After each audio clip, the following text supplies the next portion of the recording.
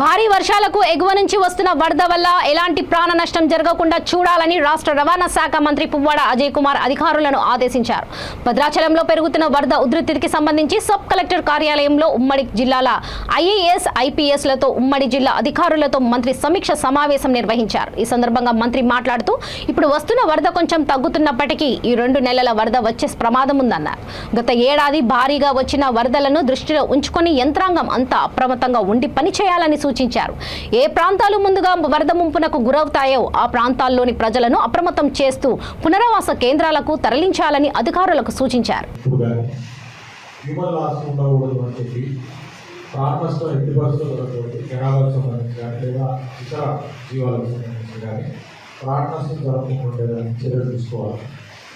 దాంట్లో ప్రధానంగా మనం చూసుకోవాల్సింది ఫ్లడ్ లెవెల్ రైజ్ అవుతున్న సమయంలో ఏ హ్యాబిటేషన్స్ ఏ లెవెల్కి వచ్చినప్పుడు ఇనండేట్ అయితే అనేది మన యొక్క లోకల్ రెవెన్యూ సిబ్బందికి, పోలీస్ సిబ్బందికి తరోగా వాళ్ళు సెన్సిటైజ్ అయి ఉన్నారు. ఈవెన్ ఎఫ్డిఓలు కూడా వాళ్ళకి తెలుసు.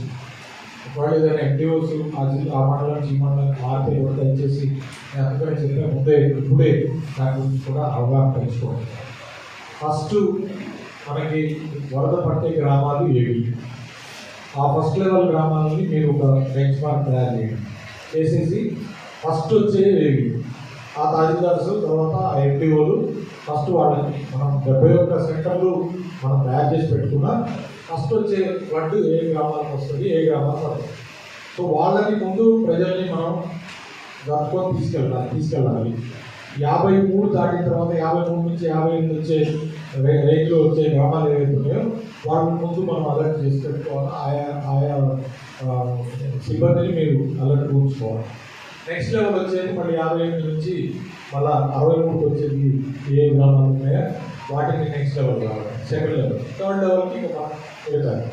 సో వీటిని ఈ 3 స్టేజెస్గా మీరు దయచేసి ఫ్లాట్గా మీరు ఎట్లయితే మా ప్రజెంటేషన్ చూపించారో అట్లనే ఫస్ట్ లెవెల్ ముందు ఎప్పుడు కూడా ఎలాంటి ఉన్నాం. ఎందుకంటే ఎప్పుడైనా సరే